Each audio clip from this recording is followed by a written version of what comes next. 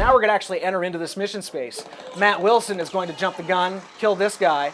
This truck is actually present earlier in the mission, and it plays an important part at the end. Here's some early combat that we're working on. This is all still pre-alpha.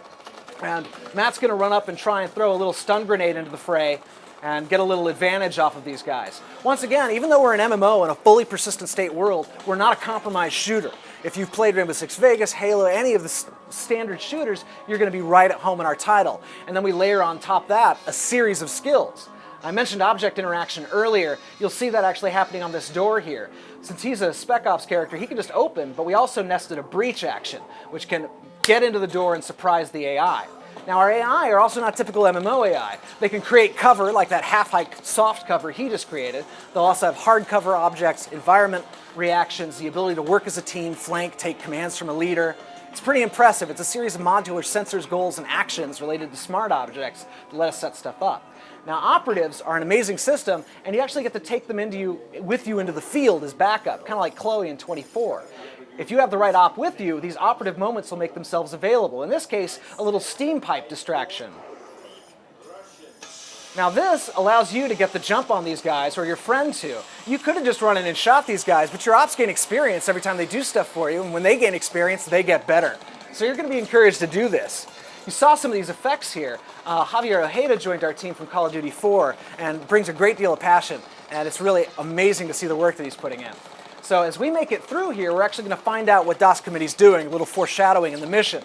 What they're doing is planting basically bombs on support pillars throughout these catacombs underneath the embassy, and you're going to have to stop them.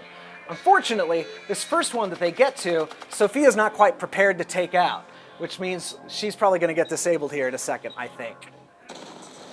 So, luckily we have a field medic with us. Now, he could have been a field technician, which means he could have dropped a checkpoint earlier in the level, so we could have actually had a better restart point in case somebody died without having to go all the way back to the beginning. Now, as he clears out the enemies, we're going to revive Sophia, and then we're going to split the team up to take 2 alternate routes to the main chamber at the end, where we have the final encounter.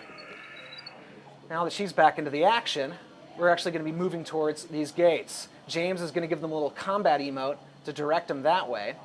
We're also going to have, of course, full voice chat, text chat, quick chat commands that are all really well balanced on the PS3 controller, which we've been balancing towards from the very beginning.